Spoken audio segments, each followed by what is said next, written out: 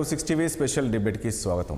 ఇక లోక్సభ ఎన్నికలు రాబోతున్న నేపథ్యంలోనే రెండు ప్రధాన పార్టీలు ఇటు బీజేపీ కావచ్చు, ఇండియా కూటమి కాంగ్రెస్ కావచ్చు, ఇవి రెండు కూడా గ్యారంటీల చుట్టూ తిరుగుతున్నాయి. ఇప్పటికే బీజేపీ చెప్తుంది ప్రజలకు మోడీ గ్యారంటీ అని చెప్పేసి బీజేపీ చెప్తుంటే, ఇక తాజాగా మనం చూసాం సిడబ్ల్యూసీ సమావేశంలోని సుదీర్ఘంగా 3 గంటల పాటు సమావేశమైన కాంగ్రెస్ సీనియర్ నాయకులు ప్రజలకు కూడా గ్యారంటీలతో ముందుకు రాబోతున్నాయి. ముఖ్యంగా ఇదైతే 25 అంశాలపైన 5 న్యాయాల్లోని 25 గ్యారంటీలు చోటు కల్పిస్తూ వాళ్ళు చెప్పారు. ముఖ్యంగా ఆ యొక్క గ్యారంటీలు ఏంటి అంటే, ప్రతి పేద మహిళ కుటుంబాల్లో ఒక మహిళకు 1,00,000 రూపాయలు ఇస్తాము ప్రతి ఏటా అని చెప్పేసి ఒకటి చెప్తూ ఉన్నారు. దాంతోపాటు యువతకు ఏడాదికి 1,00,000 రూపాయలు అప్రెంటిస్షిప్ ఇస్తామని చెప్పేసి చెప్తున్నారు. ఇక ముఖ్యంగా రిజర్వేషన్లపై 50% సీలింగ్ తొలగిస్తున్నాము అని కూడా చెప్తూ ఉన్నారు. దాంతోపాటు కనీస వేతన రోజుకు 400 పెంపు, పంటలకు మద్దతు ధర, ఇలా మొత్తానికి కాంగ్రెస్ 25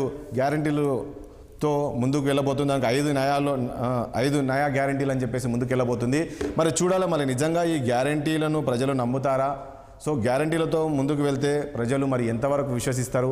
ప్రజలకు కావాల్సింది గ్యారంటీలా లేక గ్రౌండ్ రియాలిటీనా? మరి ఎలా ఉండబోతుంది ఏంటి? ఈ అంశాలపైన మనం చర్చిద్దాం. చర్చలో పాల్గొంటున్నారు senior journalist S Vijay Kumar garu ఉన్నారు. అదేవిధంగా ఇటు బీఆర్ఎస్ పార్టీ నుంచి బాలాజీ గారు ఉన్నారు.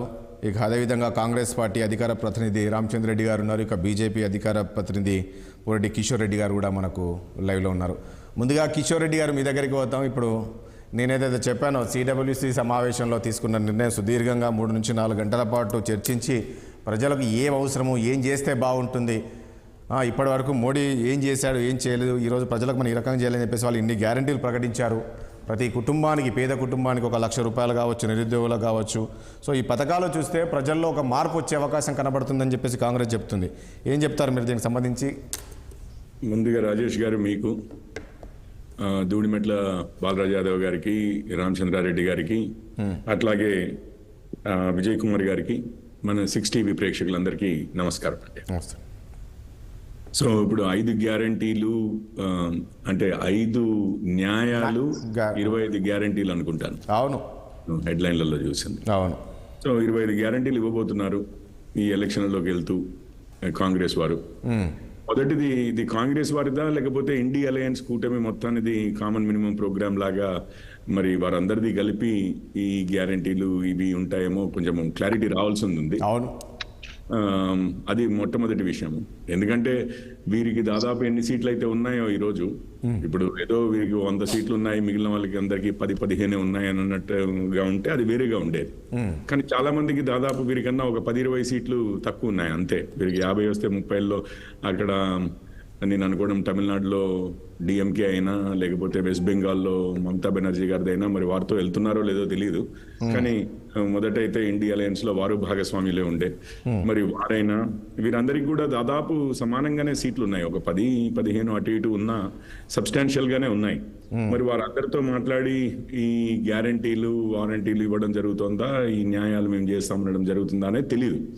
ఎందుకంటే మొన్న భారత్ జోడో యాత్రలో రాహుల్ గాంధీ గారు భారత్ జోడో యాత్ర చేస్తున్నప్పుడు వీరెవరు అది ఇండియా అలయన్స్ యాత్రగా ఏమీ కనపడలేదు. అది కేవలం కాంగ్రెస్ యాత్రగాను, అండ్ చాలా మంది ఇండియా అలయన్స్ లో భాగస్వామ్యులు ఇంతకుముందు చెప్పుకున్న వారు కూడా దాని తర్వాత ఈ న్యాయ యాత్ర అవుతున్న కొద్దీ కొంచెము విడిపోవడం అనేది జరిగింది. మనం చూస్తూనే ఉన్నాం. మరి సో ఇప్పుడు వీరిది ఎంతవరకు మరి ఇండియా అలయన్స్ రేపు అధికారంలోకి వస్తుందా లేదా, ఉట్టి కాంగ్రెస్ అయితే అధికారంలోకి వచ్చే పొజిషన్ లో లేదనేది అందరికీ తెలిసిందే. ఇండియా అలయన్స్ కూడా అధికారంలోకి వచ్చే పొజిషన్ లేదని, కానీ అట్లీస్ట్ డైరెక్ట్ గా అయితే వచ్చే పొజిషన్ లో లేనప్పుడు అది మొత్తం మరి వారి India alliance common minimum program గా ఇది డిక్లేర్ చేసినప్పుడు దాని మీద మళ్ళీ చర్చించవచ్చండి.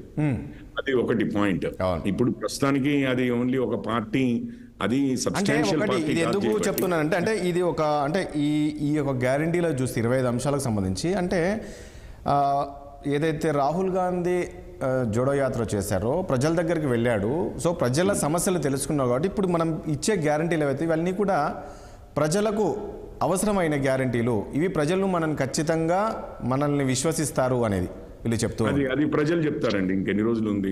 ఆల్రెడీ నిన్న ఇది వచ్చేసింది కదా, మోడల్ కోడ్ ఆఫ్ కాండక్ట్ వచ్చేసింది. ఇంకో 2 నెలల్లో మొత్తం అయిపోద్ది దాదాపు.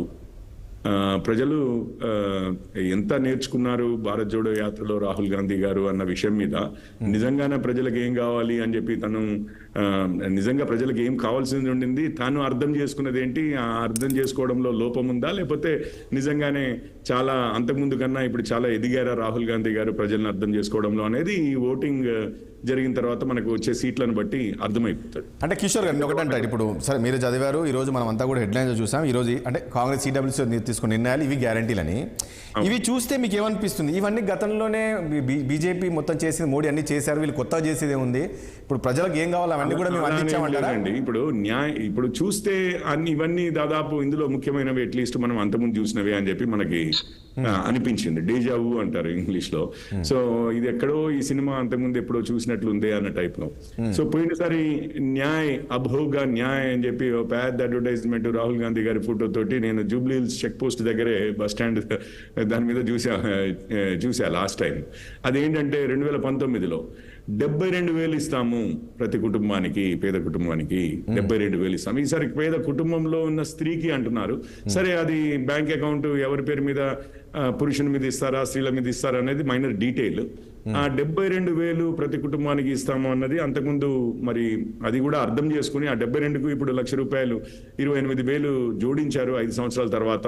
మరి అప్పటి రాహుల్ గాంధీ గారి అవగాహనకి, భారతదేశం ప్రజల యొక్క అవసరాల అవగాహనకి, దాని తర్వాత ఈ రోజు అవగాహనకి పెద్ద తేడా లేదనిపిస్తుంది ఒకటి. సో మరి అప్పుడు ప్రజలైతే రిజెక్ట్ చేశారు. ఎన్నడూ లేని విధంగా బీజేపీకి ఆసారి 303, దాని తర్వాత ఎన్డీఏకి 350 సీట్ల పైగా లోక్సభలో కట్టబెట్టారు. అది ఒక విషయం. అంటే రెండో విషయం ఏంటంటే అది అంతకుముందు చేసిందే. ఆ న్యాయం అని చెప్పేసి 72,000 పేద కుటుంబాలకు అని చెప్పిన తర్వాత మళ్ళీ ఆ ఎలక్షన్లు అయిపోయిన తర్వాత సరే పార్లమెంట్లో అంటే వాళ్ళకి పెద్దగా సీట్లు రాలేదు, అధికారం రాలేదు కదా, పోనీ రాజస్థాన్లో కానీ మధ్యప్రదేశ్లో కానీ వారు ఉన్న కొద్ది సమయంలో అయినా, లేకపోతే ఛత్తీస్గఢ్లో ఎక్కువ సమయం ఉన్నారు అక్కడ కానీ, ఇంకెక్కడైనా మొన్నే అధికారంలోకి వచ్చిన కర్ణాటకలో కానీ, లేకపోతే హిమాచల్ ప్రదేశ్లో కానీ ఇంకెక్కడైనా మరి రాహుల్ గాంధీ గారు న్యాయ అన్నారు కదా 72,000 అనేది మరి ఒక రాష్ట్రంలో అయినా కానీ శాంపుల్గా ఏమైనా ఇంప్లిమెంట్ చేశారా అని అంటే అది లేదు. సో ఎలక్షన్ల ముందు చెప్పడం ఒకటి, ఇప్పుడు హిమాచల్ ప్రదేశ్లో కూడా చాలా చెప్పారు, కర్ణాటకలో చాలా చెప్పారు. ఈరోజు వాళ్ళకి రెండు, ఇది నేను ఉట్టిగా రాజకీయం కోసం అనట్లేదు, నా ఫ్రెండ్స్ చాలా మంది కర్ణాటకలో ఉన్నారు, ఇటు ఐటీ ఇండస్ట్రీలోను అటు గవర్నమెంట్ లోను కూడా ఉన్నారు. నిజంగా నేను ఆశ్చర్యపోయింది ఏంటంటే మొన్న ఒక ఫ్రెండ్ కర్ణాటకకి వెళ్తే బిజినెస్ సెంటర్ లో, అంటే మామూలుగా చిన్న మంచి హోటల్సే ఉంటాయండి, రూమ్స్ ఉంటాయి, ఇటు బిజినెస్ ఎగ్జిక్యూటివ్ సెంటర్స్ కూడా ఉంటాయి. అక్కడ స్నానం చేయడానికి నీళ్లు లేవన్నారు. కరెంటు పోతోంది గంటల కొద్దీ అంటున్నారు, గంటల కొద్దీ కరెంటు పోతుంది. ఇదేదో సబ్ స్టేషన్లలో రిపేర్ అయింది, ట్రాన్స్ఫార్మర్ పేలిపోయింది కాబట్టి 1 గంట సేపు 2 గంటల సేపు ఒక దగ్గర మాత్రమే అన్నట్టుగా లేదు. లేకపోతే ఏదో మెయింటెనెన్స్ కోసం అని చెప్పి డౌన్ చేశాము, ఒక 15 నిమిషాలు ఎట్లాగో డౌన్ అవుతుంది కదా, అట్లాంటిది కాదు. గంటల కొద్దీ ప్రతిరోజు కరెంటు పోతున్న పరిస్థితులు చూస్తున్నాం. అంటే ఇక్కడ నాకు ఒకటి కిషోర్, అంటే ఇప్పుడు వీళ్ళు ప్రకటించిన దాంట్లో చూస్తే ఈ గ్యారంటీల విషయంలో వస్తే ముఖ్యంగా యువత వచ్చారు, రైతులు వచ్చారు, మహిళలు వచ్చారు, కార్మికులు, అంటే సో అన్ని చెందిన వాళ్ళు ఇక్కడ. మన దగ్గర కూడా 13 గ్యారంటీలు, ఆ 13 గ్యారంటీలో అందరూ ఉంటారు. నిరుద్యోగ యువత ఉంటది, అందరి ఆ మాత్రము అది ఏముంది, మనం కాలమ్స్ వేసుకుని స్త్రీలని, రైతులని పెద్దగా ఆకర్షించే విధంగా లేవంటదా. దాని తర్వాత ఒక్క నిమిషమే, రైతుల విషయంలో కౌలు రైతులని, లేకపోతే రైతు కూలీలని, ఇలా చాలా గ్యారంటీలు ఇచ్చారు మన దగ్గర కూడా. ఇంతవరకు ఒకటి ఇంప్లిమెంట్ అవుతున్న పరిస్థితి లేదు. ఏదో 1-2 తక్కువ ఖర్చుతో అవ్వగలిగేవి వాటిని మొదలు పెట్టారు, కాదని నేను అనట్లేదు, ఆ బస్సు ప్రయాణం మహిళలకి. కానీ అదే మహిళలకి 2,500 ఇస్తామన్నది మాత్రము ఎక్కడ. వీళ్ళు ఒకటే చెప్తున్నారండి, మోడీ హయాంలోనే 10 ఏళ్ళ అధికారంలో ఉన్నారు, నిరుద్యోగ సమస్య పెరిగిపోయింది, దేశంలోనే నిత్యావసర వస్తువులు పెరిగిపోయినాయి, పెట్రోల్ డీజిల్ ధరలు పెరిగిపోయినాయి, ఇవన్నీ మీరు చెప్తూ ఉన్నారు కదా, 1 కాదు 2 కాదు, ఎక్కడ చేసిన ప్రతి ఎలక్షన్ లోనే చెప్తూనే ఉన్నారు. మన అసెంబ్లీ ఎలక్షన్ లో చెప్పారు, అంతకుముందు దేశం మొత్తంలో చెప్తూనే ఉన్నారు, నిత్యావసర వస్తువులు రెక్కలు వచ్చారు. ఇప్పుడు ఒక్క విషయం చెప్తాను, ఇంత చెప్పిన కాంగ్రెస్ ప్రభుత్వాలు ఎక్కడైనా కానీ ₹1 తగ్గించాయేమో చెప్పమనండి. మన రాష్ట్రంలో దేశంలో అత్యధికమైన వ్యాట్ ఉంది పెట్రోల్ డీజిల్ మీద. కేంద్రం ఏదైతే వసూలు చేస్తుందో అంతకుముందు మధ్య మళ్ళీ తగ్గించారు. అది తగ్గించక ముందు ఏదైతే వసూలు చేస్తుందో దానికన్నా 1.5 రెట్లు మన రాష్ట్రం వ్యాట్ రూపేణా వసూలు చేసేది ట్యాక్స్. కానీ ఒక్క రూపాయి ఒక్క దగ్గర ఇది చేయలేదు. ఈరోజు మీరు దేశం మొత్తంలో చూడండి, కాంగ్రెస్ పాలిత రాష్ట్రాల్లో అత్యధికంగా మీకు పెట్రోల్ డీజిల్ ప్రైసెస్ ఉంటాయి. Right, okay. లేస్తే రైతులు డీజిల్ వాడతారు, పెట్రోల్ వల్ల ఇన్ఫ్లేషన్ అది ఇదని మాట్లాడతారు, కానీ ఎక్కడ మనం చూసాం కదా కిషోర్ గారు ఎన్నోసార్లు చూస్తాం, సిలిండర్లు పెట్టి రోడ్ల మీదకి వచ్చి ధర్నాలు చేశారు. 200 రూపాయల సిలిండర్ 1000 రూపీస్ అవుతుంది. రైట్, పర్లేదు, వస్తాను కిషోర్ గారు, ప్లీజ్ మళ్ళీ వస్తాను. ఒకసారి రామచంద్ర రెడ్డి గారు, ప్లీజ్ రామచంద్ర రెడ్డి గారు, ఏంటి ఈ గ్యారంటీలు మీకు ఎంతవరకు సత్ఫలితాలు ఇస్తూ రిజల్ట్ ఇస్తుంది? ఈ గ్యారంటీలను నమ్ముకునే మీరు రేపు ప్రజల్లోకి వెళ్తున్నారా రామచంద్ర రెడ్డి గారు? ఇప్పుడు ఏదైనా కానీ కాంగ్రెస్ పార్టీ చేయగలిగే వాటిని ప్రచారాస్త్రాలుగా పెట్టుకుంటుంది, మేనిఫెస్టోలు పెడుతుంది. తెలంగాణ రాష్ట్రంలో ఇస్తున్నటువంటి గ్యారంటీలని చూసి గతంలో పాలనలో ఉన్నటువంటి కేసీఆర్ ఎట్లా ఇస్తారు, మీకు ఎట్లా చేతనైద్ది అన్నాడు. వాళ్ళ తర్వాత మాకంటే ఎక్కువ హామీలు ఇచ్చినటువంటి సందర్భం ఉంది. అయినప్పటికీ కూడా అధికారంలోకి వచ్చినాక ఇక్కడ చేసి చూపించినాం. గతంలో కూడా రిజర్వేషన్ల విషయానికి వచ్చేసరికి 50% దాటుతున్నాయని చెప్పేసి అప్పుడు గగ్గోలు పెడుతున్నటువంటి సందర్భాల్లో తమిళనాడులో కాన్స్టిట్యూషనల్ అమెండ్మెంట్ చేసి అక్కడ ఉన్నటువంటి సబ్బండ వర్గాలకు కూడా రిజర్వేషన్ ఫలాలు అందేటట్లు చేసినాం. అంటే అది అతి కష్టమైంది, క్లిష్టమైంది. అయినప్పటికీ కూడా ఇచ్చిన మాట ప్రకారం, అదేవిధంగా మేము ఇచ్చిన మాట ప్రకారం తెలంగాణ రాష్ట్రాన్ని ఏర్పాటు చేసినాము. ఆంధ్రప్రదేశ్లో ఆహుతి అయిపోయినప్పటికీ కూడా మేము ఆ రోజున ఈ విధంగా ఒక క్రెడిబిలిటీతో నడుస్తున్నటువంటి పార్టీ కాబట్టి ఖచ్చితంగా ఏ మేనిఫెస్టోని మేము రూపొందించినా కానీ ముందల ఎక్సర్సైజ్ లేకుండా ఎట్టి పరిస్థితుల్లో కూడా మేము మేనిఫెస్టోలు రూపొందించము. ఇదొక ఆస్పెక్ట్. నెంబర్ 2, ఇంకా తెలంగాణ రాష్ట్రానికి వస్తే ఇప్పుడు మిత్రులు చెప్తున్నట్లు మేము ఇచ్చినటువంటి హామీలలో కొన్ని నెరవేర్చడం, కొన్ని నెరవేర్చలేదు, డబ్బుల గురించి అది ఇదని అంటున్నారు. నేను ఒకటి చెప్తున్నా, రైతు భరోసా కింద 84% మంది రైతులకి ఈ రోజుకి మేము ఇచ్చినామని చెప్పేసి వారం రోజుల క్రితం పొంగులేటి శ్రీనివాసరెడ్డి గారు అధికారికంగా ప్రకటించారు. 95%, ఇంకొక 94% వారం రోజులలో కూడా చేరే విధంగా కృషి చేస్తామని చెప్పేసి అన్నారు. మరి ఇవి ఎందుకు కనిపించడం లేదు నాకు అర్థం కావట్లేదు బీజేపీ నాయకులకి. మరి ఈ విధంగా మేము ఒక్కొక్కటి ఆ రోజున వచ్చిందే తాడు ప్రగతి భవన్ ని ప్రజాభవన్ చేసేసినాం, తర్వాత రైతు మన మహిళలకి ఉచిత బస్సు అన్నాము, తర్వాత సిలిండర్లు చేసినాం, తర్వాత ఉచిత కరెంటు విషయానికి మేము ఆమోదం తెలిపేసినాము. ఈ విధంగా ఒక్కొక్కటి చెప్పుకుంటూ రైతు భరోసా విషయంలో కానీ చేస్తూ గత పాలనలో ఉన్నటువంటి లోపాలలో ఉన్నటువంటి ఆర్థిక పరిస్థితిని కూడా సరిదిద్దుకుంటూ ఒకవైపు, అప్పులను తీర్చుకుంటూ ఒకవైపు, బడ్జెట్ ని కేటాయించుకుంటూ ఇంకోవైపు, పథకాల హామీలని నెరవేర్చే క్రమంలో డబ్బుని స్ట్రీమ్ లైన్ చేయడం. కానీ ఇప్పటి వరకు ఒకటి రామచంద్ర రెడ్డి గారు, ఇప్పటి వరకు బీజేపీ ఏదైతే కేంద్రంలో బీజేపీ ఇచ్చిన హామీలు ఏవైతున్నాయో, వాగ్దానాలు ఏవైతున్నాయో ఇప్పటి వరకు వాళ్ళు అమలు చేసుకుంటూ వచ్చారు కదా. ముఖ్యంగా విషయానికి వస్తే ఆర్టికల్ 370ని రద్దు చేశారు. సో వాళ్ళు ఎప్పటి నుంచి చెప్పుకుంటూ వచ్చారు, అదైపోయింది. అదేవిధంగా సిఏ అమలు, సో అదైపోయింది. అదేవిధంగా ఇటు జమ్మూ కాశ్మీర్ ఆర్టికల్ 370, ఇవన్నీ అంటే ఇలాంటి అంశాలన్నీ కూడా ఈరోజు గతంలో ఏదైతే బీజేపీ చెప్పిందో ఇవన్నీ చేసుకుంటూ వచ్చింది కదా. ప్రజలు విశ్వసిస్తారు కదా వాళ్ళను. ఒక్కటి ఎక్కడైనా కానీ మాట సాయం చేయమంటే మాట సాయం చేస్తున్నామని చెప్పేసి అక్కడ మనుగడకే ముప్పు కలిగించే పరిస్థితి ఉంది బీజేపీది. ఈ రోజున సిఏఏ కానీ లేకుంటే ఆర్టికల్ 370 కానీ ఇంకోటి కానీ బీజేపీ ఏదైతే హామీలని నెరవేరుస్తున్నామని చెప్పేసి పిటకథలు చెప్తుందో దేంట్లో కూడా ఆర్థిక పరిస్థితికి దానికి సంబంధం లేకుండానే ఉన్నది. ఇది ఒకటి గుర్తుపెట్టుకోవాలి. నెంబర్ 2, మేము ఒకటి అడుగుతున్నాం, గతంలో మీరు నిజంగానే చిత్తశుద్ధి ఉన్నోళ్ళు అయితే 2 కోట్ల ఉద్యోగాలు ఇస్తానన్నారు భారతదేశంలో యువతకి. 2 కోట్లు ఇంటూ 10 సంవత్సరాలు అంటే 20 కోట్ల ఉద్యోగాలు కావాలి. మరి ఎన్ని ఉద్యోగాలు ఇచ్చారు మీరు అని చెప్పేసి ప్రశ్నిస్తున్నాం. అదేవిధంగా ఆర్థిక పరిస్థితి చూసినాము, నిత్యావసర వస్తువుల ధరలు చూసినాము, నిత్యావసర వస్తువులు కొనుగోలు చేసుకోవటం కోసం ఎంత ఇబ్బంది పడుతుందో చూసినాము, డిమానిటైజేషన్. కానీ ఒకటి రామచంద్ర రెడ్డి గారు, ఇప్పుడు సరే మీరు చెప్తున్న అంశాలు ఇవన్నీ గతంలో కూడా మీరు విమర్శలు చేశారు. రామచంద్ర రెడ్డి గారు మ్యూట్లో ఉన్నారు రామచంద్ర రెడ్డి గారు. నేనేమంటున్నా అక్కడ కూడా రామచంద్ర రెడ్డి గారు, ఇప్పుడు మీరు చెప్తున్న అంశాలన్నీ కూడా రామచంద్ర రెడ్డి గారు గతంలో కూడా ఈ విమర్శలు చేశారండి. చేసినప్పటికీ మళ్ళీ బీజేపీ అధికారంలోకి వచ్చింది. కానీ ఈ మధ్యకాలంలో తీసుకున్న నిర్ణయం ఏదైతే ఇండియా ప్రభుత్వం తీసుకున్న నిర్ణయాలు అనేది ఇది దశాబ్ద కాలం నుంచి ఉన్న సమస్యలు. సో ఈరోజు వీళ్ళు నిర్ణయాలు తీసుకున్నారు కదా, ఈరోజు ప్రజలు హర్షం వ్యక్తం చేస్తారు కదా. లేటెస్ట్గా ఇప్పుడు ఇది రామ మందిర విషయానికి వస్తే కూడా అది కూడా మనం చూసాం. ఎప్పటి నుంచో ఉన్న సమస్యను ఈరోజు పరిష్కరించాక రామ మందిర ప్రతిష్ఠ జరిగింది. ఈరోజు ప్రజలంతా కూడా హర్షిస్తున్నారు. ఈ అంశాలన్నీ ఉన్నాయి కదా. ఇవన్నీ పరిగణలోకి తీసుకుంటే మీ గ్యారంటీలు ఎంతవరకు ప్రజల్లోకి వెళ్తాయని సుప్రీంకోర్టు తీర్పు ఇచ్చింది. అది తీర్పు ప్రకారము సరే ఫండ్స్ మొబిలైజ్ చేసినారు, ఆ డబ్బులు ఇచ్చిన వాళ్ళలో నేను కూడా ఒకనే. ఎందుకు? నాకు నా మతం వేరు, నా వ్యక్తిగతం అది. నాలాంటి వాళ్ళు ఎంతో మంది భక్తులు ఇచ్చినటువంటి క్రమంలో అది తయారైంది. రామ మందిరం అనేది బీజేపీ వాళ్ళు ఒక్కళ్ళ సొత్తు కాదు. దాన్ని అడ్డం పెట్టుకొని రాజకీయం చేస్తే సహించమని చెప్పేసి అంటున్నాను. ఎందుకనంటే నేను కూడా అందులో ఒక షేర్ హోల్డర్ని, స్టేక్ హోల్డర్ని కాబట్టి.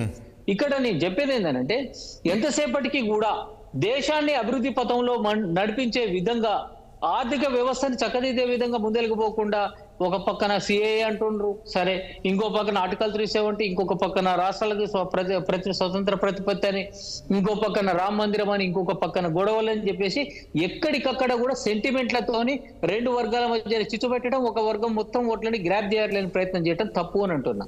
ఇంకొకటి ఇందాక డిస్కస్ చేసినట్లు కిషోర్ చెప్పినట్లు, మన ఇప్పుడు తీసుకున్నటువంటి మేనిఫెస్టో అనేది మాకు సముచిత స్థానం ఇచ్చి గౌరవం ఇచ్చినటువంటి అన్ని పార్టీలు కూడా దీన్ని ఆమోదిస్తాయి. ఇఫ్ ఎట్ ఆల్ ఇప్పుడు మేము పోయే గ్రూప్ ఏదైతే ఉందో, ఇండియా ఉందో దాంట్లో ఉన్నటువంటి అన్ని పార్టీలు కూడా మా దాంట్లో ఇంకేమైనా సవరణలు, యాడింగ్, తీసేయటం ఏమైనా ఉంటే అవి ముందలే చెప్పాయి. కాబట్టి ఇంటిమేషన్ లేకుండా ఎట్టి పరిస్థితుల్లో కూడా వ్యక్తిగతంగా కానీ లేకుంటే ఏకపక్షంగా కానీ నిర్ణయాలు అనేవి ఉండవు. దాని గురించి వరి కావాల్సినటువంటి అవసరం లేదు. ఇచ్చినటువంటి హామీలని తూచా తప్పకుండా ఖచ్చితంగా కూడా అమలు. ఒకటి నేను ఇంతకుముందు అన్నట్లు రామచంద్ర రెడ్డి గారు, ప్రజలకు కావాల్సింది కాదు రామచంద్ర రెడ్డి గారు, ప్రజలకు కావాల్సింది ఈ గ్యారంటీల నిజంగా రియాలిటీగా గ్రౌండ్లో ఉన్న రియాలిటీని చూస్తారా? అంటే ఈ గ్యారంటీలను చూసి నమ్మే పరిస్థితి ఉందా? ప్రజలు ఓట్లు వేసే పరిస్థితి ఉందా? ఎందుకంటే ఇప్పటికేమో మీరే అన్నారు, ఇంతకుముందు గతంలో 2 కోట్ల ఉద్యోగాలు ఇస్తారని చెప్పేసి మోడీ ప్రభుత్వం ఈ రకంగా చేసి, సో ఇలా రాజకీయ పార్టీలు చాలా వరకు హామీలు ఇచ్చారు, చాలా వరకు అధికారంలోకి వచ్చిన తర్వాత ఈ రకంగా చేశారు, ప్రజలకు మభ్యపెట్టారు, చాలా వరకు హామీలు అమలు చేయట్లేదు, మేనిఫెస్టో ప్రకటించినట్టు. సో ఇలాంటివి ఇప్పుడు ప్రజలు నమ్మే పరిస్థితి ఉందా అని? అంటే హామీలు అనేవి 2 రకాలు ఉంటాయి. ఇచ్చేటోడిది ఒకటి ఉంటుంది. ఇప్పుడు ఇక ఊళ్ళో ఉన్నారు, 4 మనుషులు ఉంటారు, 4 మనుషుల్లో 4 రకాల క్రెడిబిలిటీస్ ఉంటాయి. ఒకడొక మాట చెప్తే పక్కా చెప్తాడు, చేసి చూపిస్తాడు. ఆ పక్కా చెప్పి చేసి చూపించేటోడు ఉండాలంటే కాంగ్రెస్ పార్టీ వాడు అనేది గుర్తుపెట్టుకోవాలి. ఎందుకంటే నా యొక్క నిబద్ధత రామచంద్ర రెడ్డి గారు, కేసీఆర్ కూడా సరే మీరు రామచంద్ర రెడ్డి గారు అంతే తప్పితే ఈ రోజున మన 4 ఇచ్చారు హామీలు అంటే, గతం కేసీఆర్ గారు కూడా మస్తు హామీలు ఇచ్చారు. దళితులకు 3 ఎకరాలు అన్నారు, నిరుద్యోగం ఉండదు అన్నారు, అదేవిధంగా అకౌంట్లలో ఇన్ని డబ్బులు పడతాయి అన్నారు, దళిత బంధు అన్నారు, బీసీ బంధు అన్నారు, ఇండ్లు అన్నారు, డబుల్ బెడ్రూమ్ ఇండ్లు అన్నారు, రకరకాలుగా చెప్పాను. KG to KG ఉచిత విద్య అన్నారు. అది అదే అంటున్నాను. మరి ఇవన్నీ నమ్ముతారా ప్రజలు? మేము కాంగ్రెస్ పార్టీ హామీలు ఇచ్చినాం, చేస్తున్నాం, ఒక్కొక్కటి చేస్తున్నాం. అది దట్ డిపెండ్. బాలాజీ గారు సార్ నమస్కారం. సార్ రాజేష్ గారు నమస్తే. ఇప్పుడు చెప్తున్నారు కదా కేసీఆర్ కూడా ఇలాంటి హామీలు ఇచ్చారు కానీ ప్రజలు గెలిపించలేదు, ఓట్లేదు. సో ఎట్లా చూస్తుంది కాంగ్రెస్ పార్టీ ఈ రోజు?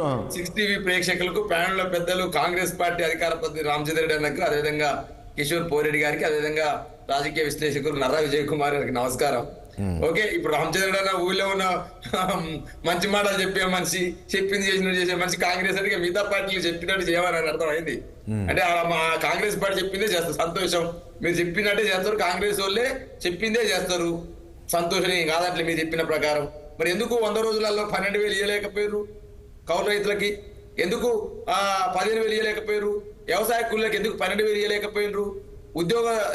తెలంగాణ ఉద్యమకారులు 250 గదాల స్థలం ఎందుకు ఇవ్వలేకపోయినరు? అదేవిధంగా ఇల్లు లేని వారికి 5 లక్షలు ఎందుకు ఇవ్వలేకపోయినరు? 200 యూనిట్లు మీరు 1,25,00,000 మంది, 1,05,00,000 మంది ఉన్నారు. 200 యూనిట్లు వాడేటువంటి లబ్ధిదారుల సంఖ్య ఈ రాష్ట్రంలో 1,05,00,000. మరి ఎందుకు 40 లక్షలకే ఇస్తా ఉన్నారు? అదేవిధంగా గ్యాస్ కనెక్షన్లు 1,24,00,000 మంది ఉన్నారు ఈ రాష్ట్రంలో, గ్యాస్ సబ్సిడీ పొందే వాళ్ళ అర్హత. మరి ఎందుకు 40 లక్షల మందికి ఇస్తా ఉన్నారు? మరి ఎందుకు 4,000 పింఛన్ ఎందుకు ఇవ్వలేకపోయినరు? అదే విధంగా ఇంకోటి సార్, విద్యా భరోసా పథకం నిరుద్యోగులకు 5 లక్షలు ఇస్తామని చెప్పారు. మరి 5 లక్షల కార్డు ఎందుకు ఇవ్వలేకపోయినరు? అంటే మీరే చెప్పారు అంటే చెప్పినట్టు అమలు చేయరా మీ పార్టీ వాళ్ళు? అంటే వాళ్ళే 100 రోజుల్లో మొత్తం ఇవన్నీ చేస్తామని చెప్పలే కదా వాళ్ళు. 100 రోజుల్లో 6 గ్యారెంటీలు చెప్పారు. సీనియర్ జర్నలిస్ట్ వారు పెట్టుకున్న డెడ్ లైనే, వారు చెప్పిన మాటలే మళ్ళీ మీరు కాలేదంటారు. ఎందుకు నాకు అర్థం కాదు. ఇవాళకి 103 రోజులు వాళ్ళ అధికారంలోకి వచ్చి మార్చి 17కు 100 రోజులు అయిపోయింది. ఇవాళ 20వ తారీఖు, 103 రోజులు. వాళ్ళు చెప్పింది ఏంది, 100 రోజులలో ఈ గ్యారంటీలను అమలు చేసి తీర్చి చూపెడతామని చెప్పేసి అన్నారు. మరి సార్ వాళ్ళే చెప్పారు 84% మాత్రం వచ్చింది. మరి మిగతా 15% రైతు బంధు, రైతులు ఎడిపోవాలి, రైతులు కాదా? అంటే బాలాజీ గారు ఇప్పుడు రాష్ట్రంలో ఇక్కడే మోసం చేశారు కావచ్చు, ఈ రోజు ఈ కూటమి ఈ కాంగ్రెస్ ఏదైతే సెంట్రల్లో ఢిల్లీలో నిన్న ఏదైతే వీళ్ళు చెప్పారో ఇది కూడా నమ్మే పరిస్థితి లేదంటారా? రేపు మీరు ప్రచారం చేస్తారా మీరు కూడా? గారు ప్రధానంగా రామచంద్ర రెడ్డి గాని ప్యానెల్లో ఉన్న వక్తలు గాని మనం ఆలోచన చదువుకున్న వాళ్ళము. 75 సంవత్సరాల స్వతంత్ర భారతదేశ చరిత్రలో 55 నుంచి 60 ఏళ్లు కాంగ్రెస్ పార్టీ ఏలింది. మధ్యన జనతా పార్టీ ప్రభుత్వం కొన్ని సంవత్సరాలు, అదేవిధంగా యునైటెడ్ ఫ్రంట్ అదేవిధంగా ఇప్పుడు భారతీయ జనతా పార్టీ 10 ఏళ్ళు, అంతకంటే ముందు వాజ్పేయి నాయకత్వంలో ఒక 6 ఏళ్ళు అనుకోండి. ఈ విధంగా మిగతా ప్రభుత్వాలంతా ఏలింది ఎవరు? కాంగ్రెస్ పార్టీ కదా. ఇందులో 5 న్యాయాలు చెప్పారు సార్. 5 న్యాయాలు 25 అంశాలు చెప్పినారు. ఏంది సమన్యాయం అని చెప్పినారు సార్. ఈ సమన్యాయం ఓలాపిరు సార్ కాంగ్రెస్ పార్టీ చేయకుండా ఎస్సీ ఎస్టీలకు సంబంధించినటువంటి ఏం చెప్పినారు వీళ్ళు? సామాజిక న్యాయం, ఆర్థిక కులగాన చేయదు వాళ్ళు చెప్పారు. మీరు 2011లో మీరే కదా జనాభా లెక్కలు తీసి ఎందుకు వ్యక్తపరచలేరు కాంగ్రెస్ పార్టీ? మొదటి అంశం ఎస్సీ ఎస్టీ ఓబీసీ రిజర్వేషన్లపై 50% సీలింగ్ ఎత్తివేత. ఇది ఎన్నడున్న విషయం, 1931 నుంచి నడుస్తా ఉంది ఈ యొక్క కులగాన మీద.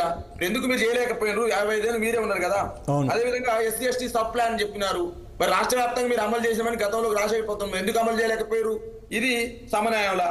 అదేవిధంగా మహిళా న్యాయం సార్, ₹1,00,000 ఇస్తారట సార్, సంవత్సరానికి ₹1,00,000 ప్రతి మహిళకి ఇస్తారట. మరి ఇక్కడ ఎందుకు లేకపోయారు? నెల 2500. తెలంగాణలో కూడా మీరు అమలు చేస్తా ఉన్నారు కదా 100 గ్యారంటీ, 100 రోజులలో 6 గ్యారంటీలలో 2500 ఇస్తామని నెల. మరి నెల ఇక్కడనే 2500 ఇవ్వలేకపోయారు. దేశం మొత్తంలో ఒక మహిళకు సంవత్సరానికి 8,500 ఇస్తారటండి. అంటే రోజుకు, అంటే నెలకు 8,500 చొప్పున సంవత్సరానికి 1,00,000 ఇస్తారట. అంటే నేను ఏమంటున్నా అంటే బాలాజీ గారు, ఇప్పుడు వీళ్ళు ఏదైతే ఇక్కడ తెలంగాణలో ప్రకటించారు ఈ 6 గ్యారంటీలు, సో వీటికి ఆకర్షితులయ్యి ఈ రోజు ప్రజలు వాళ్ళ వైపు వెళ్ళారు, వాళ్ళను అధికారంలో కూర్చోబెట్టారు. సో ఈరోజు ఏదైతే ఈరోజు కాంగ్రెస్ తీసుకొచ్చిన మేనిఫెస్టో చూసాం కదా, మేనిఫెస్టో ఏదైతే ఉందో 25 అంశాలపైన న్యాయ గ్యారంటీ, సో ఇవి కూడా ఆ రకంగానే ఉన్నాయి కదా. ఇక్కడ 6 గ్యారంటీలు ఏ రకంగా ఉందో అది కూడా అలా ఉంది, ప్రజలు ఆకర్షితులు అయ్యే అవకాశం ఉంటుంది కదా. నేనేమనుకుంటా అంటే సార్, ఇప్పుడు భారతదేశంలో అధికారంలో ఉన్నది ఎవరనేది చూస్తారు. తెలంగాణలో గతంలో కాంగ్రెస్ పార్టీ అధికారం లేదు కాబట్టి కేసీఆర్ కంటే మేము గొప్పగా చేస్తామంటే కానీ ప్రజలు అదేమో ఈయన రూపాయి చేసి ₹2 చేస్తామని చెప్పేసి ఓటేసారు. కర్ణాటకలో భారతీయ జనతా పార్టీ అధికారంలో ఉంది, అరే మేము భారతీయ జనతా పార్టీ కంటే మేము గొప్పగా చేస్తామని చెప్పింది కాబట్టి కాంగ్రెస్ పార్టీకి బెంగళూరులో ఒకటి. ఇప్పుడు కాంగ్రెస్ కాదు కాంగ్రెస్ అధికారంలోకి రాగానే వాళ్ళు చెప్పినట్లు ఒకటండి, కాంగ్రెస్ అధికారంలోకి రాగానే వాళ్ళు చెప్పినట్లు మహిళల్లో 50% రిజర్వేషన్ చేయొద్దని చెప్పారు. మిమ్మల్ని మీరే కదా అడ్డుకున్నది. అదే విధంగా సార్ ఇవాళ వీళ్ళు ఏం చెప్తారు, ₹400 కనీస వేతనం అన్నారు. కనీస వేతన చట్టాన్ని తీసుకొచ్చిన మీరే అంటారు కదా, ఎందుకు అమలు చేయలేకపోయినరు? అదేవిధంగా సార్ 30 లక్షల ఉద్యోగాలు భర్తీ చేస్తామన్నారు. అంటే మరి భారతీయ జనతా పార్టీ చేయలేనప్పుడు మీరు గతంలో మీరు కూడా చేయలేకనే కదా ఇన్ని ఖాళీలు ఉన్నవి. అదేవిధంగా ఇంకోటి చెప్పినారు సార్, మా ప్రతి యువత కట 8,500 నెలకి ఇస్తారట, సంవత్సరానికి 1,00,000 ఇస్తారట. అంటే ఈ విధంగా సార్ అలుగాని హామీలను గ్యారంటీలు అని చెప్పి న్యాయాలని చెప్తే అన్యాయం చేసిందే మీ పార్టీలు దేశవ్యాప్తంగా. ఈ భారతదేశంలో 55-60 ఏళ్ళు మీరు అధికారంలో ఉండి ఎస్సీ ఎస్టీ వర్గాలను, మహిళలను, కార్మికులను, రైతులను, యువతను మోసం చేసింది మీ పార్టీలు. మళ్ళీ ఇవాళ తగుదనమ్మా అని చెప్పేసి మేము ఏదో కొత్తగా చేస్తామంటే మీరు చేయనట్టే కదా. ఇవన్నీ ఇంకా వెనకబడినంటే ఇలా అంబానీ అదాని ఆదాయం ఒక రోజుకు 1,413 కోట్లు. ఒక రోజు ఆదాయం అదానిది 1,413 కోట్లు. కానీ పేదవాని ఆదాయం మాత్రం ₹400 చేస్తారట వీళ్ళు చెప్పేసి చూడండి. 400 ఆదాయం కనీస వేతనం చేస్తారట. నేనేమంటున్నాంటే అదాని అమ్మాని ప్రోత్సహించింది ఎవరు? వీళ్ళు కాదా? ఈ గతంలో కాంగ్రెస్ పార్టీ ప్రభుత్వాలు కాదా? నేనేమంటున్నాంటే సార్ 2 అంశాలు. ఇలా తెలంగాణలో మీరు చేసింది ఏంది? తెలంగాణలో 6 గ్యారంటీల పేరుతోటి వీళ్ళు చేస్తున్న కార్యక్రమాలు ఏంటో మీరు ఇలా స్పష్టంగా మీకు వివరించినాను. వీళ్ళు 2-3 అంశాలు చెప్పారు సార్. కౌలు రైతులకు 15,000 ఇస్తామన్నారు, ఇంతవరకు ఏం లేదు. అసలు గుర్తించలేరు వాళ్ళని. వ్యవసాయ కూలీలకు 12,000 అన్నారు, వాళ్ళ వ్యవసాయ కూలీలు ఎంతమంది వీళ్ళు గుర్తించలేరు. వరి పంటకు బోనస్ సార్, నేను ఏమంటున్నాను సార్, రైతు ఆల్రెడీ వరి పంట అమ్ముకున్నాడు సార్, డిసెంబర్లో అమ్ముకున్నాడు, డిసెంబర్ జనవరిలో అమ్ముకున్నాడు. బోనస్ 500 ఇస్తామన్నారు, మరి అమ్మిన వాళ్ళకి ఇస్తారా ఇయ్యారా చెప్పండి? బోనస్ లేదు. అదేవిధంగా 200 యూనిట్ల విద్యుత్ మీద క్లారిటీ లేదు, గదాల మీద క్లారిటీ లేదు, నిరుద్యోగ వృత్తి మీద క్లారిటీ లేదు, 2,500 వృత్తి మీద క్లారిటీ లేదు. సార్ నేను ఇన్ని చదువుతున్నా సార్, నేను వీటి మీద గ్యారంటీ లేదు. ఇంకోటి ఇలా పార్టీకే గ్యారంటీ లేదు. దేశవ్యాప్తంగా ఇండియా అలయన్స్ లో ఉన్నటువంటి మమతా బెనర్జీ అయ్యా నీతో పెట్టుకుంటా రామచంద్ర రెడ్డి చెప్తున్నారు. ఒక నిమిషం బాలాజీ గారు, రామచంద్ర రెడ్డి ఏమో చెప్తున్నారు. రామచంద్ర రెడ్డి గారు, ఇప్పుడు గతంలో 10 సంవత్సరాలు చిట్ట చివరికి ఇవాళ లిక్కర్ స్కామ్ లో ఇరికినటువంటి వాళ్ళ కుటుంబ సభ్యురాలు ఈ రోజున మనకి సజీవ సాక్ష్యం లెక్క కనపడుతుంది అవినీతికి. ఇంకా కూడా వీళ్ళు చెప్తున్నారంటే కాంగ్రెస్ పార్టీ మీద వేలేపంటే 10 సంవత్సరాల నుంచి అధికారంలో లేము, మేము వచ్చి 100 రోజులైంది, 100 రోజులలో 5 హామీలను కూడా పూర్తిగా నెరవేర్చడము, ఇంకా ఏమైనా డౌట్ ఉంటే లెక్క కట్టి మేము చెప్తామని చెప్పేసి కూడా అన్నారు. మరి ఇక్కడ నేను అడుగుతున్నాం, గతంలో చేసినటువంటి బీజేపీ కానీ టీఆర్ఎస్ కానీ వీటికి సమాధానం చెప్పాల్సినటువంటి అవసరం ఉంది. ఎందుకనంటే వాళ్ళేమో 20 కోట్ల ఉద్యోగాలు ఇవ్వాలి, వీళ్ళేమో తెలంగాణ రాష్ట్రంలో అసలు ఏ కుటుంబంలో కూడా ఉద్యోగం లేకుండా ఉండే పరిస్థితులు ఉండాలి. అట్లా కాకుండా ఒక పక్కన 7 లక్షల కోట్ల రూపాయల అప్పు ఇక్కడ చేసి, అక్కడ 1,50,000 కోట్ల రూపాయల అప్పు అక్కడ చేసి, ఈ రోజున తెలంగాణ రాష్ట్రాన్ని, భారతదేశాన్ని ఈ రెండు పార్టీలు మళ్ళీ అధికారంలోకి వచ్చేసి ఎక్కడికి తీసుకుపోవాలనుకుంటున్నాయి. దీన్ని ప్రతి ఒక్క పౌరుడు కూడా, భారతదేశ పౌరుడు కూడా గ్రహించాడు. ఒక పక్కన కాంగ్రెస్ పార్టీ తెచ్చినటువంటి ఆస్తులన్నిటిని అమ్ముతున్నారు, మళ్ళీ వాటన్నిటిని కూడా మళ్ళీ మేము స్ట్రీమ్ లైన్ చేసుకుంటూ మళ్ళీ కూడా పునరుజ్జీవం అయ్యేటట్లు చూసుకోవాల్సినటువంటి అవసరం ఉంది కాంగ్రెస్ పార్టీకి. ఎందుకంటే ఒక బాధ్యతాయుతంగా వ్యవహరిస్తుంది కాబట్టి. ఇవన్నీ కాదని చెప్పేసి ఎంతసేపటికి అరిచేతిలో వైకుండా చూపించుకుంటూ ఎవరి స్వతంత్ర ప్రతిపత్తి కలిగినటువంటి వ్యవస్థల్ని నడ్డి విరగొట్టుకుంటే బీజేపీ చేస్తుంటే, ఇక్కడనేమో ప్రజలందరూ కూడా మీ యొక్క నియంత్రిత విధానాలని, ఒక ఆర్థిక క్రమశిక్షణ రాహిత్యాన్ని, వీటన్నిటిని భరించలేదు. అంటే రామచంద్ర రెడ్డి గారు, ఇప్పుడు ఎన్డీఏ ఈ మధ్యకాలంలో, రామచంద్ర రెడ్డి గారు నేను ఇంతకుముందు అడిగాను, మీరు ఆన్సర్ ఇవ్వలేదు. ఈ మధ్యకాలంలో ఎన్డీఏ తీసుకునే నిర్ణయం 450 రూపాయల సిలిండర్ తీసుకపోయి 1200 చేశారు. మరి అది ఎవరు పాపం? దాని గురించి ఎందుకు మీరు మాట్లాడరు, ఎందుకు ఆలోచన చేయరు? కేంద్ర ప్రభుత్వం ఎన్నో నిరంకుశ విధానాలు చేస్తుంటే ఒక్క రోజైనా గారు కేంద్ర ప్రభుత్వాన్ని నిలదీశారా మీరు? పైపేచు కాదని చెప్పేసి 4 సార్లు పోయి వాళ్ళకి సపోర్ట్ చేశారు. ఎందుకు? ఈ అన్ని అంశాలని ప్రజలు నిశ్చితంగా గమనిస్తున్నారు. కాబట్టి పార్లమెంట్ లో వాళ్ళు కూడా చాలా అంశాలకు నిలదీశారు, బయటకు వచ్చి ప్లాకార్డులు పట్టుకొని నిరసన తెలిపారు బీఆర్ఎస్ ఎంపీలు. ఇవన్నీ కనిపించలేదండి మీకు? దేని గురించి నేను అడుగుతా. ఒక నిమిషం వస్తా, ఒక నిమిషం విజయ్ గారి దగ్గరికి, ఒక నిమిషం బాలాజీ గారు, రామచంద్ర రెడ్డి గారు. అవినీతి, ఇప్పుడు రాజేష్ గారు వారు అవినీతి గురించి చాలా గొప్పగా మాట్లాడిర్రు. కాంగ్రెస్ పార్టీ అవినీతి గురించి మాట్లాడితే దయాలు వేదాలు ఒలిస్తే సార్, A to Z వరకు వీళ్ళు చేయని స్కామ్ ఏంటి sir? A for Adarsh, B for Bofors, C for CWG scam, D for Devas Antrix scam, employees guarantee గుర్తుపెట్టుకో. చేసిన మళ్ళీ వాళ్ళే అరెస్ట్ చేశారండి, గుర్తుపెట్టుకో. అదే అరెస్ట్ చేశారు బాలాజీ గారు. ఇదే UPA 2 లో వీళ్ళు అరెస్ట్ చేశారు. ప్లీజ్, అప్పులు చేసి మాట్లాడుతున్నారు కదా సార్. వీళ్ళు ఇప్పుడు అధికారంలోకి వచ్చారు సార్. వీళ్ళు అధికారంలోకి వచ్చి చెప్పిన అప్పులు చెప్పలా సార్? 16,400 కోట్లు అప్పు చేశారు సార్. ఒక్క పథకాన్ని అమలు చేయకుండా 16,400 కోట్లు. 12వ తారీఖు 3వ నెల 2024 2,000 కోట్లు, 19వ తారీఖు 3వ నెల 2024 2,000 కోట్లు, 5వ తారీఖు 3వ నెల 2024 2,000. ఒక్క నిమిషం విజయ్, ఏంటంటే సార్ ప్లీజ్ 13వ తారీఖు 2వ నెల. బాలరాజు ఒక మాటను, మీరు చేసిన విధ్వంస రచనలో ఈ రోజున ఏం చేసిండ్రు?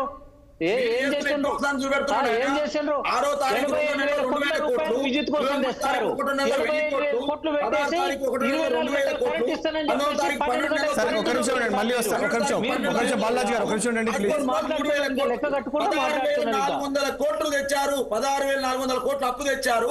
ఏం మాట్లాడేటప్పుడు పద్ధతి ఉండాలి. మీ మంత్రికి మాత్రం కాంట్రాక్ట్ సంబంధించినటువంటి బిల్లులు మాత్రం పోతాయి. మీ మంత్రికి 13,000 కోట్ల మంత్రికి 650 రైతు బంధు నిధులను మళ్లించి మీ మంత్రుల ఇళ్లకు మాత్రం రైతు బంధు ఎప్పుడు మళ్లించలేదు.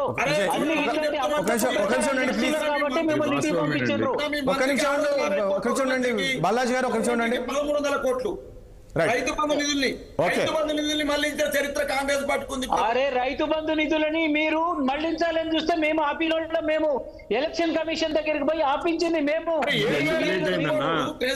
అది కాదు, ఒక నిమిషం డిస్కషన్ అది కాదు. ఒక నిమిషం ఉండండి ప్లీజ్, ఒక నిమిషం ఉండండి. రామచంద్ర రెడ్డి గారు ప్లీజ్ ఒక నిమిషం ఉండండి. రామచంద్ర రెడ్డి గారు డిస్కషన్ అది కాదు మనది. ఒక నిమిషం రామచంద్ర రెడ్డి గారు, అదే కాంట్రాక్టులకు ఇవ్వాలంటే ఆపేసిన కోసం అని చెప్పేసి అది వేరులే. మళ్ళీ సబ్జెక్ట్ వెళ్తే ఇప్పుడు రామచంద్ర రెడ్డి గారు మీరు అలా మాట్లాడితే మళ్ళీ అది సబ్జెక్ట్ వేరే అవుతుంది. మీరు ఆపిచ్చారు మళ్ళీ ఇచ్చారన్నారు. నిజంగా ఆ రోజు రైతు బంధు పడి ఉండింటే ఆ రోజు రైతులకు 15 అయిపోయిందండి. మీరు సరే మీరు ఈసీకి చేశారు, తర్వాత ఒక్క రైతు బంధు పడలేదు. తర్వాత టింగ్ అన్నది ఎవరు? ఎలక్షన్ కమిషన్ దృష్టిని ఆకర్షించింది ఎవరు? ఎందుకంటే ఎట్లా రాజేష్ గారు, ప్లీజ్ ఒక నిమిషం రామచంద్రారెడ్డి గారు ఒకటే చిన్న ఇప్పుడు వారు తెచ్చిన దాంట్లో లాజికల్ క్వశ్చన్.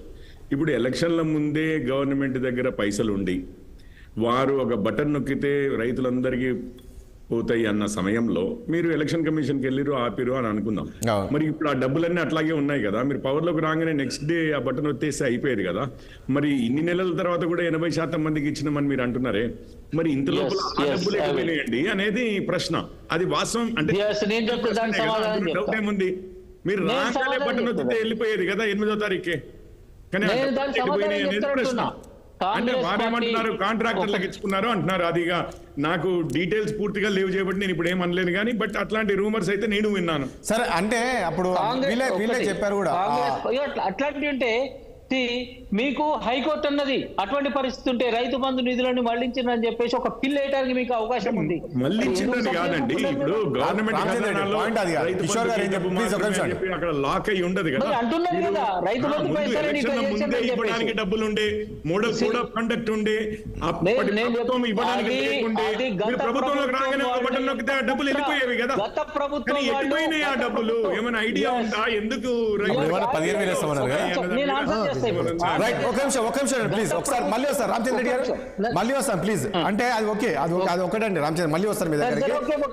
అదైతే కరెక్ట్ అండి. ఎన్నికల ముందు మీరు ఏం చెప్పారంటే, మీరు రేపు చూడండి, రేపు అధికారంలోకి వచ్చినాక వెంటనే వేస్తాము, వీళ్ళు 6,000 వేస్తాను, మేము 12,000 వేస్తాం, మొత్తం కలిసి 15,000 వేస్తాం, ఈ రకంగా చెప్పారు. సరే, అది రాలే, మరి ఆ డబ్బులు ఎక్కడ పోయినా అర్థం కాదు ఇప్పటివరకు, ఇంకెవరికి పడలేదు రైతు బంధు. సరే, మరి మాట్లాడదాం.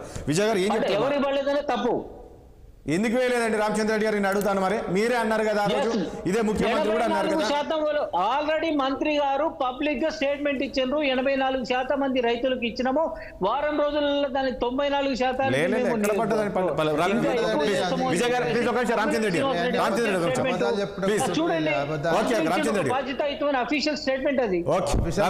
విజయ్ గారు ఒకటి ఇది ఏం చెప్తా, ఈ కూటమికి సంబంధించి ఈ రోజు ఏదైతే మన ఇండియా తీసుకుని, ముఖ్యంగా కాంగ్రెస్ సిడబ్ల్యూసీ తీసుకున్న నిర్ణయము నిజంగా ఇది ప్రజలకు ఆమోగ్యంగా ఉందా? ప్రజలు దీన్ని ఆకర్షించే అవకాశం ఉందా? ఈ గ్యారంటీలు చూస్తే ఇక్కడ తెలంగాణలో ఏదైతే కాంగ్రెస్ గ్యారంటీలు 6 గ్యారంటీలు అని చెప్పేసి వచ్చింది, ప్రజలను ఆకర్షించే విధంగా లేదు, అది రియాలిటీకి దగ్గరగా లేదు, ప్రజల్ని మోసగించే విధంగానే ఉన్నాయి ఈ న్యాయ పథకాలు, 25 గ్యారంటీలు అనే పేరుతో. ఉపయోగపడే ఏమున్నాయండి? వీళ్ళు ఇన్ని రోజులు పోరాటం చేస్తున్నారు. తెలంగాణ కూడా మీరు అట్లే అన్నారు, కాంగ్రెస్ ఈ 6 గ్యారంటీ చెప్పినప్పుడు సేమ్ ఇదే డైలాగ్ వేశారు. మరి వచ్చారా లేదా అధికారంలోకి? మరి ఏం జరుగుతుంది? అధికారం అదే వాళ్ళ ఇప్పుడున్న రాష్ట్ర ప్రభుత్వ అధిపతిగా ఉన్నటువంటి, అధినేతగా ఉన్నటువంటి వాళ్ళు చెప్పారు, మేము మోసం చేస్తాము, మోసానికే ప్రజలు అట్రాక్ట్ అవుతారు, మోసం చేసి అధికారంలోకి వస్తాము అని చెప్పిన అట్లనే మోసమే కదా. ఎందుకంటే మొట్టమొదటి అధికారం రాగానే ముఖ్యంగా మహిళలకు ఉచిత బస్తాన్ని ఇచ్చారు, అది ఎంత బ్రహ్మాండంగా నడుస్తుంది, అది ఎంత సక్సెస్ అయింది. సరే, జరుగుతున్నది. 2,500 ముచ్చటైంది, రైతు బంధు ముచ్చటైంది, ఇవేమన్నా ఇంప్లిమెంటేషన్ జరుగుతున్నదా?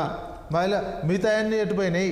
అన్ని 6 గ్యారంటీలు ఇంప్లిమెంటేషన్ అయినా స్టేట్మెంట్ ఇస్తున్నారండి, కింద రియాలిటీలు ఏమైనా ఉందా? ఒక్కటండి ఒకటి ఆ మహిళలకు సంబంధించిన ఆర్టీసీ బస్సు తప్ప ఏదైనా ఇంప్లిమెంటేషన్ అవుతుందా? అదండి ఏది లేదు. మోసం చేసిన చెప్పే వచ్చారు, మేము మోసం చేస్తాము, మోసం చేసి వస్తాం, మోసాలకు అబద్ధాలకే మేము చెప్పినాం వచ్చినాం అని చెప్తారు. ఎవరేం చెప్తున్నారో వింటారు, వాళ్ళు ఏం చేయాలో వాళ్ళు చేస్తారులే కానీ ఒక్కోసారి మోసపోతారు. రైతు బంధుది ఏం చెప్పారు? ముఖ్యమంత్రి గారు చెప్పారుగా, మేము రైతు బంధు ఆపి ఉద్యోగులకు కొంత జీతం ఇచ్చినామని. కొందరు కాంట్రాక్టర్లకు పోయినాయి, కొన్ని జీతాలు ముఖ్యమంత్రి గారు స్వయంగా చెప్పడం జరిగింది కదా, మేము రైతు బంధు ఆపి జీతాలు కొంతమందికి ఇచ్చినామని చెప్పడం జరిగింది కదా. అంతకంటే ఇంకా సాక్ష్యం ఏం కావాలి? డబ్బులు మలిపినాము, పక్కన మొత్తం వేయలేకపోయారు రైతులకి. అందుకే ఇప్పుడు వీళ్ళు చెప్పినటువంటిదే విషయం కూడా 3 ఎకరాల వరకే వేసిరండి, వేసింది కూడా. ఇంకా 4 ఎకరాల వాళ్ళకి ఎక్కడొచ్చింది? 80% వేసామంటున్నారు. మరి 3 ఎకరాల వాళ్ళే ఉంటారు కదా, వాళ్ళ లెక్క ప్రకారం 3 ఎకరాల వాళ్ళే 80% కదా. వాళ్ళ లెక్క ప్రకారం అమెరికాలో ఇప్పుడున్న ప్రభుత్వ అధినేత చెప్పింది 3 ఎకరాల లోపు ఉన్న వాళ్ళే 90% ఉందని చెప్పారు కదా. మరి అటువంటి 80% ఉండకపోతే ఇంకేముంటారు? నిజంగా రైతు బంధు అలాంటి వాళ్ళకే కావాల్సింది. అంటే 100 ఎకరాలు ఉన్న వాళ్ళకి ఏమంటారు? మరి 3 ఎకరాలు మిగతా 5 ఎకరాలు ఉన్నోడు పేదోడు కదా, 10 ఎకరాలు ఉన్నోడు పేదోడు కదా. వ్యవసాయం ఎట్లా చేయాలి? మరి నీళ్ళు ఇవ్వలేకపోతున్నారు, ఇవన్నీ లేనటువంటి సిచ్యువేషన్ ఉన్నది. 3 ఎకరాలు మిగతా వాళ్ళకి పెట్టుబడి సాయం అవసరం లేదా?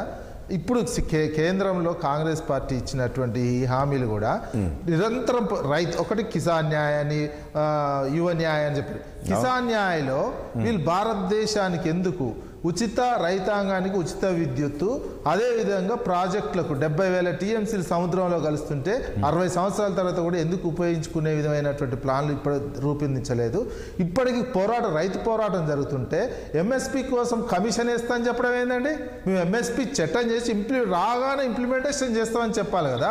రోజు ధర్నాలు అటెండ్ అవుతారు పార్లమెంట్లో, మరి అన్ని దొంగ నాటకాలు, పార్లమెంట్లో చేసిన ఆందోళనలు ఇవన్నీ దొంగ ఆందోళనలు అన్నట్టేనా? మీరు ఎందుకు దేశం రాగానే ఇమ్మీడియట్గా అదెందుకు గ్యారంటీ ఇవ్వరు? ఎంఎస్పికి సంబంధించినటువంటి కమిషన్ వేస్తారట దానికి. అందుకే ఒక మోసపూరితమైనటువంటి గ్యారంటీలుగానే ఉన్నాయి. రిజర్వేషన్ల పైన కూడా 50% సీలింగ్ తొలగిస్తాం, ఇది పెద్ద చర్చ కదా. ఇది తొలగిస్తామన్నారు. ఇవన్నీ మోసపూరితమైనటువంటివే కదా. 60 సంవత్సరాల నుంచి దేశాన్ని ఎక్కువ కాలం పరిపాలించిందే కాంగ్రెస్ పార్టీ. కాంగ్రెస్ పార్టీ ఎక్కువ కాలం పరిపాలించి ఇవన్నీ చేయకుండా భారతదేశం ఈ రకంగా మొత్తం ఇంకా పేదరికంలో మగ్గడానికి కారణమే కాంగ్రెస్ పార్టీ ఇన్ని రోజులు పరిపాలించినటువంటిది. ఈ గ్యారంటీ అనే పదం ఏంటంటే వాళ్ళకు కర్ణాటకలో వర్కౌట్ అయింది, తెలంగాణలో గ్యారంటీ అదే పదం ఒకటి వర్కౌట్ అయింది కాబట్టి దేశవ్యాప్తంగా కూడా ఆ పదంతో వర్కౌట్ అవుతుంది అనే ఒక దింపుడు గల ఆశతో పోతుంది. రేపు ఇవన్నీ ఎగ్జాంపుల్ చూపిస్తారు కదా, కర్ణాటక కావచ్చు, తెలంగాణ కావచ్చు.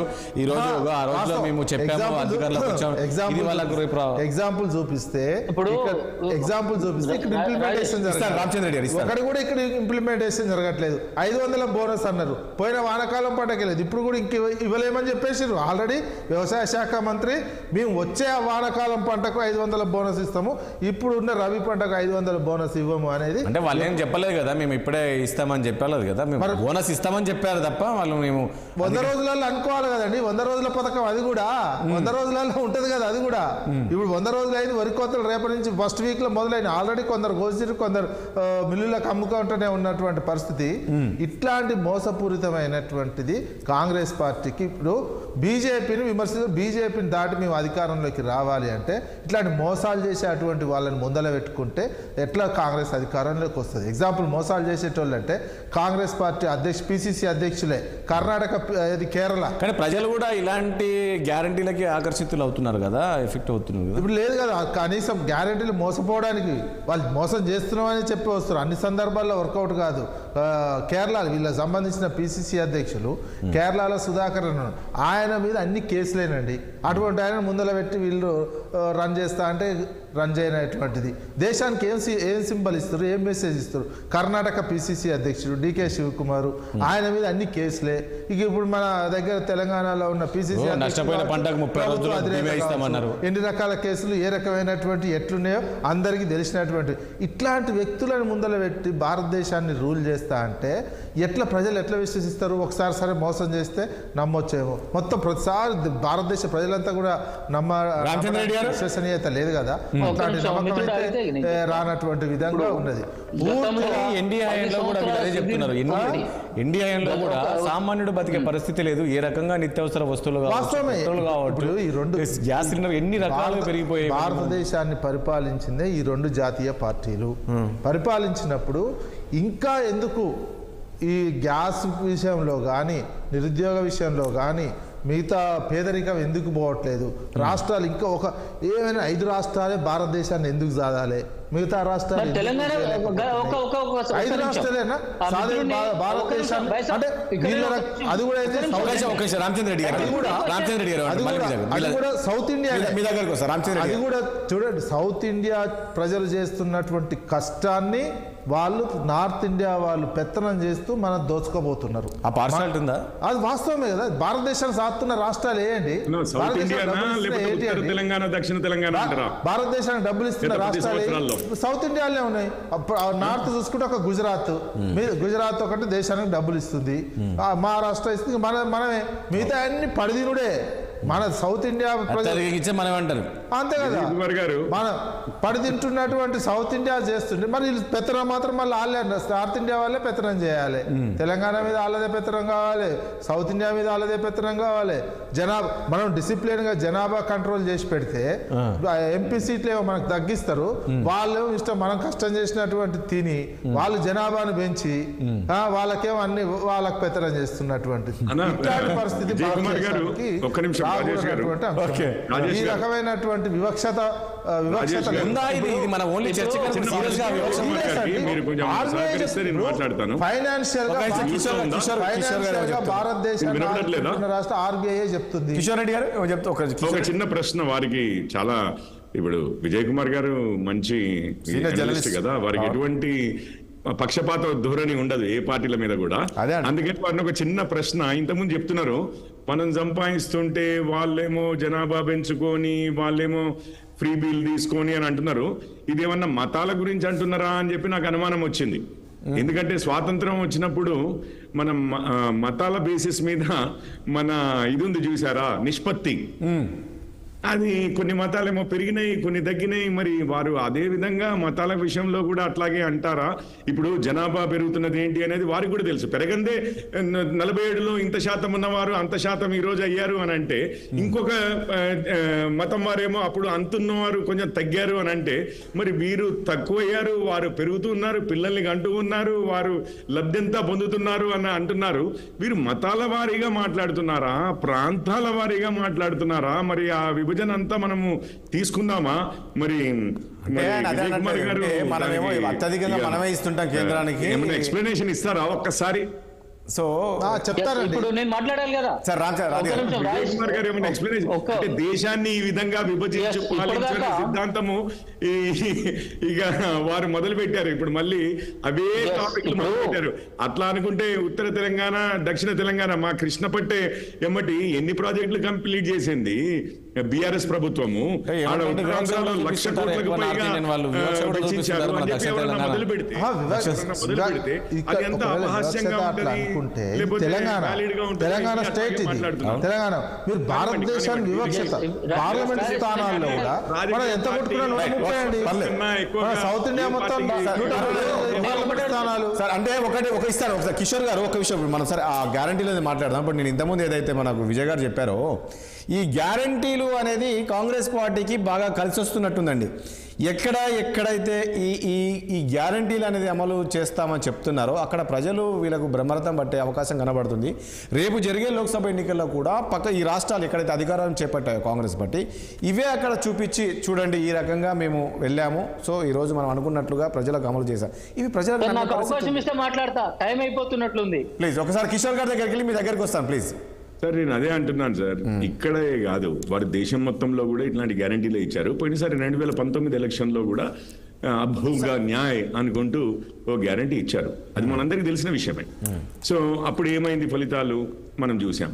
కాంగ్రెస్ చరిత్రలోనే అంత దారుణమైన పర్ఫార్మెన్స్ ఎప్పుడు జరగలేదు. లాస్ట్ 2 టర్మ్స్ 2019లో అంత పెద్ద గ్యారంటీ ఇచ్చి కూడా 72,000 నెలకి 6,000 ప్రతి కుటుంబానికి అని చెప్పి ఇచ్చి కూడా 52 సీట్లకి పరిమితం అయిపోయారండి. 52, 53 అది పరిస్థితి. సో ఇక మళ్ళీ ఈసారి అదే పాత వేరు కదా కిషోర్ రెడ్డి గారు. ఒకవైపు ఇప్పుడు నేనేమంటున్నాను, కిషోర్ రెడ్డి గారు ఇప్పుడు జోడో యాత్ర చేశారు రాహుల్ గాంధీ, కన్యాకుమారి నుంచి ఓటర్లు ఓట్లు వేస్తారు మాకు అని అనుకుంటారో అట్లాంటి ప్రామిసులు తప్పనిసరిగా చేయొచ్చు. తెలంగాణలో ఎందుకు అన్న దాని మీద తెలంగాణలో ప్రజా వ్యతిరేకత విపరీతంగా ఉండింది. మోర్ దెన్ ఇది ప్రో కాంగ్రెస్ ఓటు కన్నా యాంటీ టీఆర్ఎస్ ఓటు అని నేను అనుకుంటున్నాను. అది వేరే వారు ఇతరత్రా కూడా ఇంటర్ప్రెట్ చేయొచ్చు, కానీ నా ఉద్దేశం అయితే అది. అంటే మోడీ పైన కూడా వ్యతిరేకత లేదంటారా? ఎందుకంటే మోడీ గారి పైన వ్యతిరేకత ఉంటే వారు ఏ ప్రామిసులు చేసినా ప్రామిసులు చేయకపోయినా దాని ఫలితాలు తప్పనిసరిగా ప్రజలైతే ఓట్ల ద్వారా చూపిస్తారు. అదే అంటున్నారు. ఒకవేళ మోడీ గారికి పోయినసారి కన్నా ఒక సీట్ ఎక్కువే వచ్చింది అనుకోండి, ఎందుకంటే ఇది ప్రో ఇన్కంబెన్సీ గవర్నమెంట్. మొదటిసారి వచ్చిన దానికంటే రెండోసారి ఎక్కువ వచ్చాయి, రెండోసారి వచ్చిన దానికంటే ఈ మూడోసారి మాకు ఇంకా ఎక్కువ ఆదరణ దొరుకుతుంది ప్రజల నుంచి అని చెప్పి మేము నమ్ముతున్నాం. ఒకవేళ ఎక్కువ వస్తే ఇక ఇప్పుడు అప్పటికన్నా వీరు ఇగో ఈ ఎలక్షన్ల ముందు వచ్చేసి 55 సంవత్సరాల్లో వారు చేయనిది ఆ కమ్యూనిస్టులు కూడా వీరితో పాటే కలిసి ఉన్నారు, కాంగ్రెస్ వారితోటే. చాలా వెస్ట్ బెంగాల్లో ఆ పావర్టీ చూస్తే ఆ కమ్యూనిస్టు భావజాలము అది ఎంత నాశనం చేసేసింది. అసలు west Bengal what ever Bengal does today India does tomorrow అని చెప్పి అనేవాళ్ళు. నాశనం చేసే అట్లాంటి పరిస్థితులన్నీ జనాలు గమనిస్తూనే ఉన్నారు. దేశం నిండా ఆ భావజాలాలు 2019 వేరు ఇప్పుడు వేరు కదా. 2019 పరిస్థితులు వేరు, తర్వాత జరిగిన పరిస్థితులు, పరిణామాలు, నిత్యావసర వస్తువులు కావచ్చు, జరిగిన పరిస్థితులు, మీరు ఉద్యోగాలు ఇస్తాను ఇవ్వలేదు, అదే విధంగా ఇటు నయా జోడో యాత్ర చేశారు రాహుల్ గాంధీ కన్యాకుమారి నుంచి. ఈ ప్రభావం అంతా ఉంటుంది కదా రేపు రాష్ట్రంలో, దేశంలో. ఒకవేళ మాకు 150 సీట్లు, కాంగ్రెస్ కి 150 సీట్లు రాకపోతే ఇక రాహుల్ గాంధీ గారి మీద నాయకత్వం మీద మేము హోప్స్ వదులుకుంటామని చెప్పమనండి. ఇంకొకసారి రీలాంచ్ చేసి జనాలకు అదే పాత సినిమా చూపించి బోరు కొట్టించి వదలము, మళ్ళీ ఆ శిక్ష మళ్ళీ ప్రజలకు ఇయ్యము అని చెప్పి అనమనండి. చాలు. రామచంద్ర రెడ్డి గారు ప్లీజ్, సమయం లేదు. ఎస్, ఇప్పుడు 2 అంశాలను ఇక్కడ నేను మాట్లాడాల్సిన, ఒకటి విజయ్ కుమార్ గారు చెప్పిన దానికి, రెండోది కిషోర్ చెప్పిన దానికి. మా మిత్రులు కిషోర్ చెప్తున్నారు ఏది మా పార్టీలో ఇన్ని సీట్లు వస్తాయి, అన్ని సీట్లు వస్తాయి, పాత హామీలు అని చెప్పి వాళ్ళని సూటిగా ప్రశ్నిస్తున్నారు. మీరు భారతదేశానికి ఏం చేశారు? భారతదేశానికి మీరు చేసినటువంటి నష్టం చెప్తే ఉద్యోగాల విషయంలో చేశారు, నల్ల చట్టాలైనటువంటి అగ్రికల్చర్ విషయంలో చేశారు, డిమానిటైజేషన్ విషయంలో చేశారు, right to information act amendment విషయంలో చేశారు, జిఎస్టీకి ఇచ్చినటువంటి ప్రామిసెస్ ఇవ్వకుండా చేశారు, ప్రభుత్వ రంగ సంస్థలన్నిటిని నిర్వీర్యం చేశారు, ప్రైవేటీకరణ చేసేసారు, ప్రభుత్వ రంగ సంస్థలకు సంబంధించిన ఆస్తులన్నిటిని కూడా అంబానీ ఆదానీలకి కట్టబెట్టారు, చిట్ట చివరికి న్యాయ వ్యవస్థలు కూడా చొప్పించి దాన్ని నిర్వీర్యం చేయాలని చెప్పేసి కూడా ప్రయత్నం చేశారు. ఇంత నష్టం చేసి నిత్యావసర వస్తువుల యొక్క ధరలు అడ్డగోలుగా పెంచేసి సామాన్యుని నడ్డు విరిచారు. ఇది మీ ప్రభుత్వం గొప్పతనం. కాంగ్రెస్ పార్టీ గతంలో ఏదైతే చేసిందో వ్యవసాయ విప్లవం దగ్గర నుంచి మీరు పుట్టనప్పుడు, మీ పార్టీ పుట్టనప్పుడు చేసిందో ఈ రోజు వరకు కూడా భారతదేశం ఈ విధంగా ప్రపంచ పటంలో కనపడుతుందంటే బికాస్ ఆఫ్ కాంగ్రెస్ పార్టీ. ఆ విషయాన్ని మీరు విస్మరించొద్దు, మర్చిపోద్దు. కాబట్టి మిగిలిన అంశాలన్నిటినీ సరే వాళ్ళు ఆత్మస్థితిగా వాళ్ళు ఇట్లా చేసినాం అట్లా చేసినాం అనుకుంటే అవి live it to them only. కానీ ప్రజలందరూ సుస్పష్టమైనటువంటి అవగాహనతో ఉన్నారు. ప్రజలు న్యాయ నిర్ణేతలు ఇప్పుడు వాళ్ళు సరైనటువంటి తీర్పు ఇస్తారని చెప్పేసి మేము ప్రగాఢంగా నమ్ముతున్నాం. ఓకే, ఇదొకటి. ఇప్పటిదాకా విజయ్ కుమార్ గారు ఛాన్స్ ఒక నిమిషం. రెండో విషయానికి ఇందాక విజయ్ కుమార్ గారు ఒక 10 నిమిషాలు సుదీర్ఘంగా మాట్లాడినటువంటి క్రమంలో ఎంతసేపటికి కాంగ్రెస్ బీజేపీ అని ఈ రోజు ఇట్లా అన్నారు తప్పితే ఈ 10 సంవత్సరాల కాలంలో తెలంగాణ రాష్ట్రంలో జరిగినటువంటి దాష్టికం ఎందుకు గడపడలేదు? ఆ విజయ్ కుమార్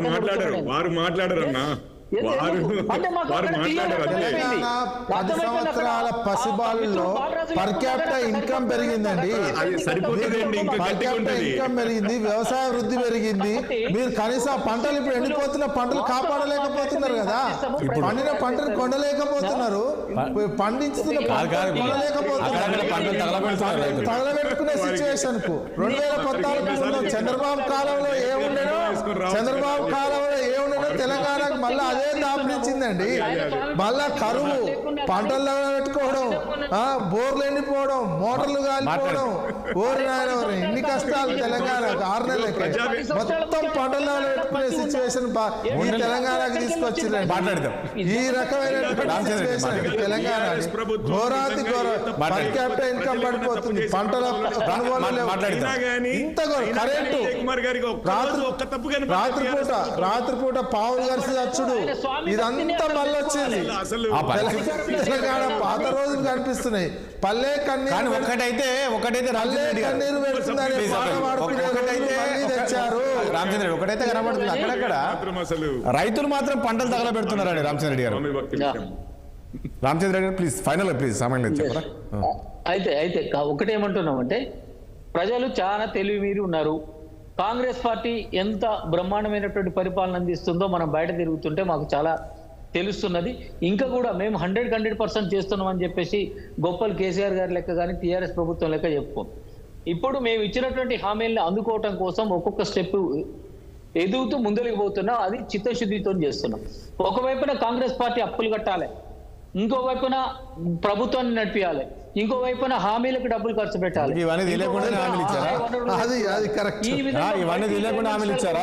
ఈ పరిస్థితులలో గత పాలనలో చేసిన పాపాలన్నింటినీ ప్రక్షాళన చేసుకుంటూ ముందుకు పోవాల్సినటువంటి క్రమంలో ఒక కాంక్రీట్ వేలో ఒక పద్ధతి ప్రకారం ముందెళ్ళిపోతున్నాం. కాబట్టి ఈ విధమైనటువంటి పరిస్థితి వస్తుంది.